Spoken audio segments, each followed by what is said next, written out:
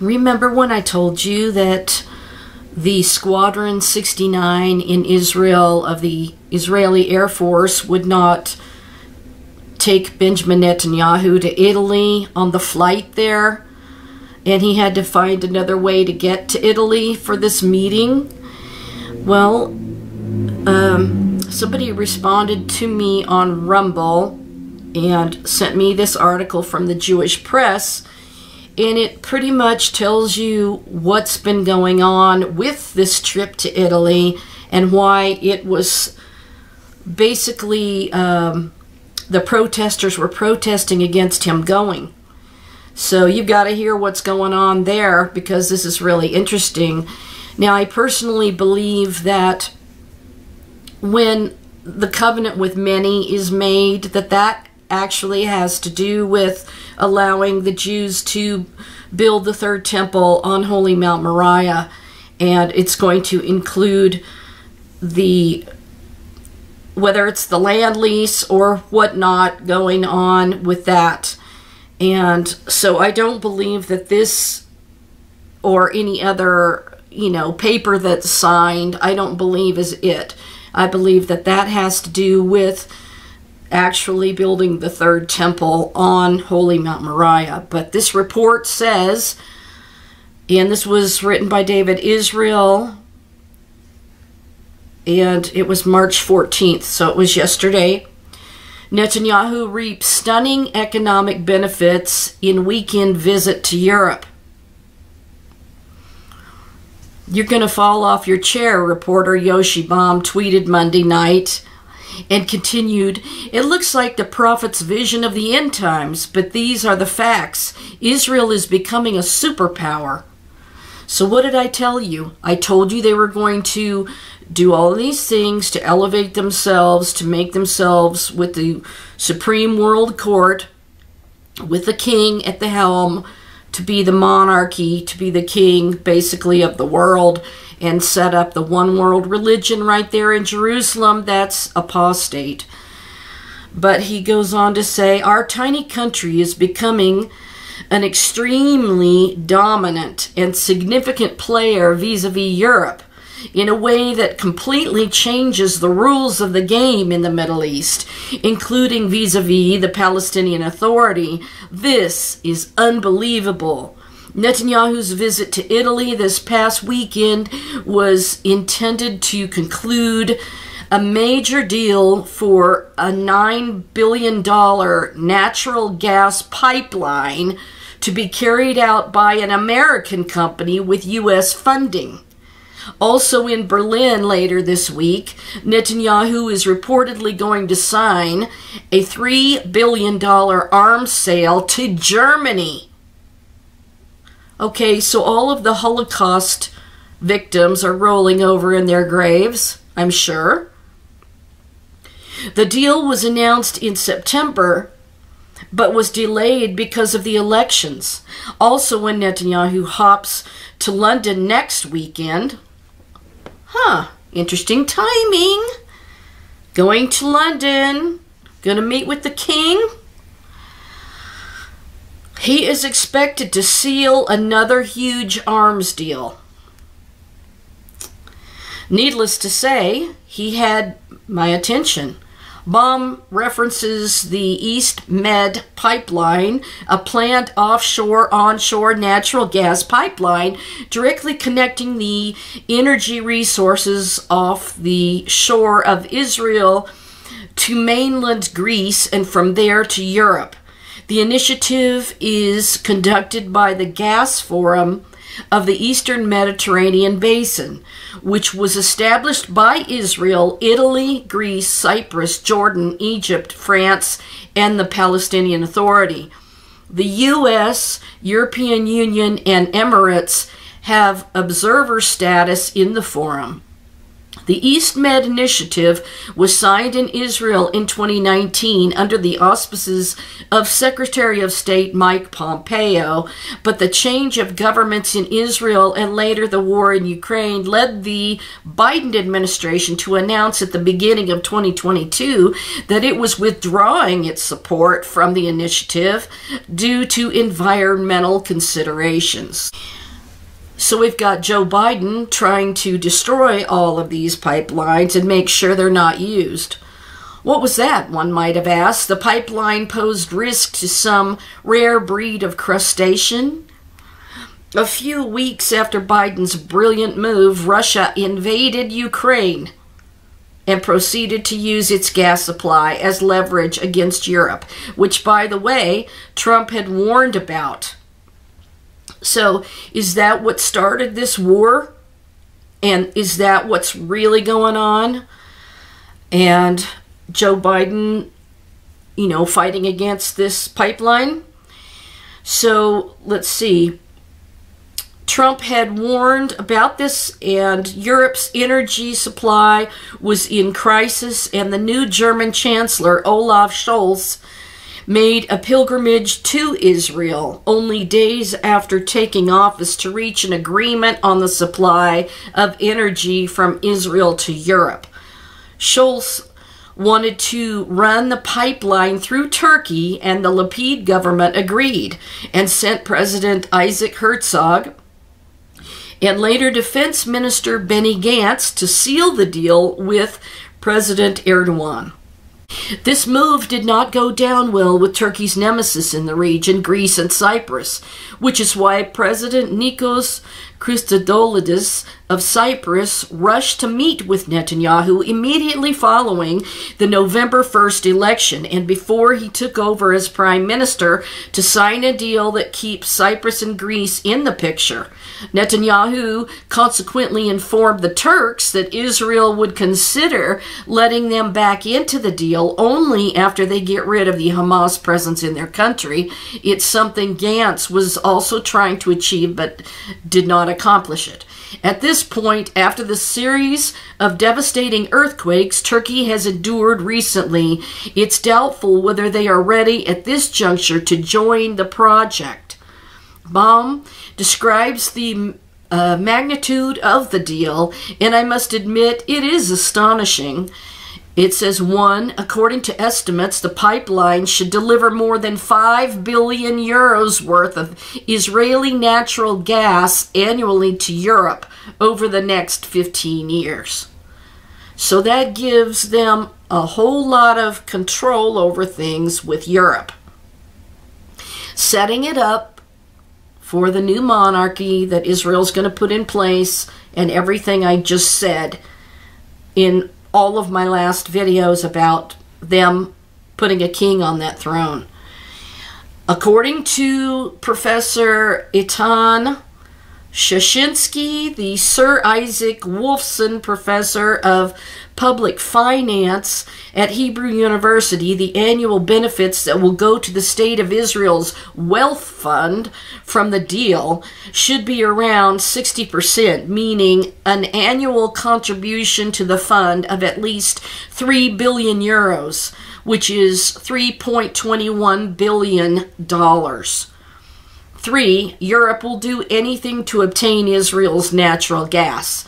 Judging by the current negotiations with Germany, Berlin is prepared to completely change course regarding the lavish aid it provides to the Palestinian Authority and anti-Israel charity organizations or associations. 4, Israeli natural gas reach all of Europe, including Norway, which is a major supplier of oil, gas, and electricity. 5, in addition to the gas pipeline, additional pipelines will be built along the same route to transfer oil, electricity, and internet fiber optic cable. These should connect to the pan-European system. 6, as a result, Israel is becoming a significant player in Europe, which now needs Israel more than the other way around. Bombs suggest that, like Turkey and Germany, every European action regarding the Israeli-PA conflict, every United Nations vote will be examined from now on in light of the new circumstances. In other words, help the PA construct illegal construction in Area C or get heat this winter. Okay, I admit some of the above looks more like wishful thinking than the biblical prophetic vision of the end times. Still, Israel could certainly use the wealth fund to improve education, transportation, and all the other vital components of modern society.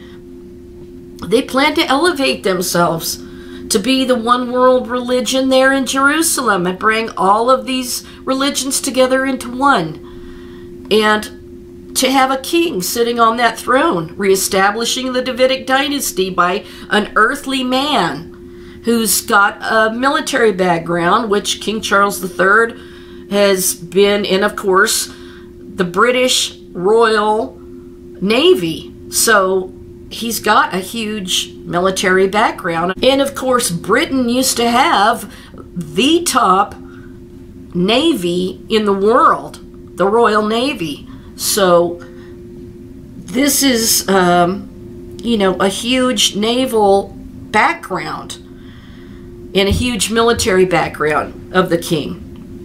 But one final note, if you've been following the proceedings of MK Simcha Rothman's Constitution, Law and Justice Committee, you noticed a permanent feature there. MK Karine El-Harar, Yish Atid. For more than 2 weeks, she has been heckling the chairman, interrupting speakers, and drenching every meeting with the inane statements without once proposing even a shred of an alternative to any part of the judicial reform legislation. Chairman Rothman has been reluctant to send her out of the committee room after 3 warnings, as he has done her fellow cantankerous opposition MKs, because El-Harar is disabled, and when she is expelled, she reaps fantastic camera attention as she slowly maneuvers her wheelchair to the exit. Then it says, back when El-Harar served as Minister of National Infrastructures, Energy and Water Resources, she decided to stop the search for new underwater energy for a year. According to Baum's report, her decision delivered the message to investors that Israel wants out of the drilling business and chased them off the pipeline project. As a result, Israel missed out on the opportunity to hit the European market just as the Russians were beginning to choke it. And it also formed it to sell natural gas to Egypt at a lower cost. As per the 2 countries' agreement on natural gas that is not piped, Egypt then turned around and sold the same cheaper gas at market value to the freezing Europeans. This, in addition to interim Prime Minister Yair Lapid's unratified gas exploitation contract that relinquished Israeli territory to the Lebanese, combined to cost Israel billions in potential income. Way to go, Yish Atid. So the whole thing was about these pipelines and establishing this one big pipeline to Europe and continuing to build other pipelines along with it to put into Israel's wealth fund. And they're going to the UK, Benjamin Netanyahu, to speak to the king. All of this is pretty ironic timing, don't you think? And everything I said about that they wanted to establish their own righteousness and not the righteousness that comes from God. You know, they're not acknowledging Jesus is the Mashiach, the Messiah.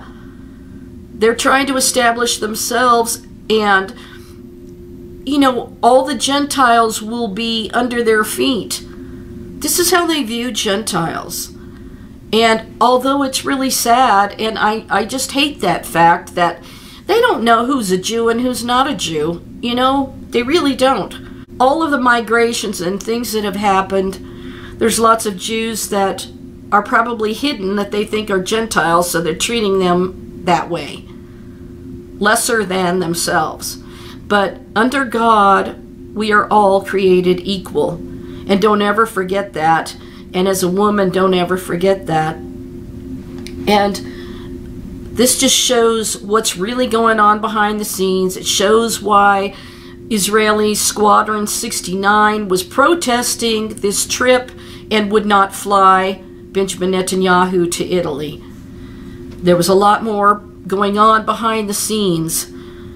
I do not believe that this is anything related to the agreement that is in Daniel's prophecy.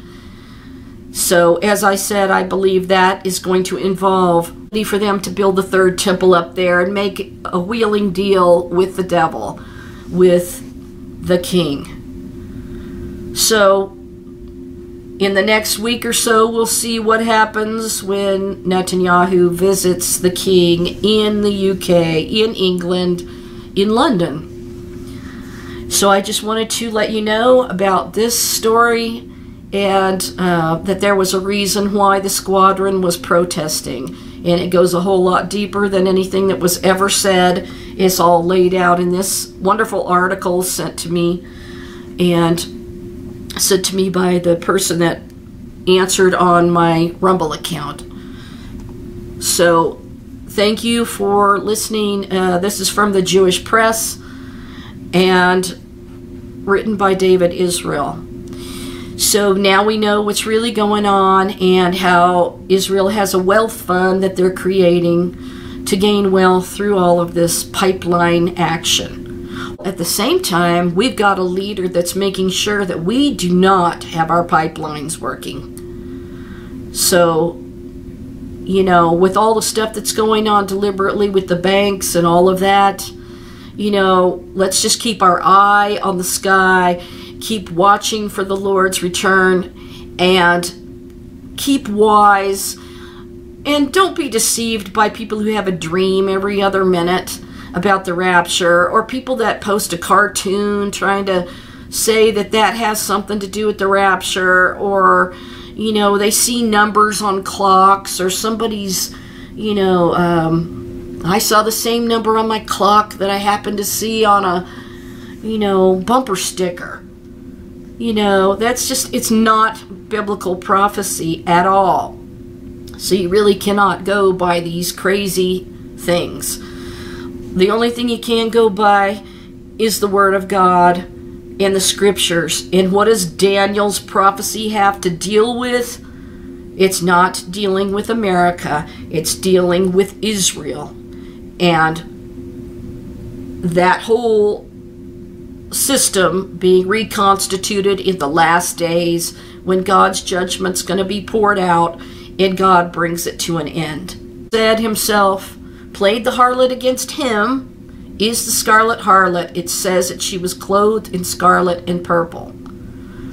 This goes back way before Catholicism. So, you know, Daniel was not talking about Rome. He was not talking about anybody other than the restoration of his monarchy, because he was from the tribe of Judah, the royal line.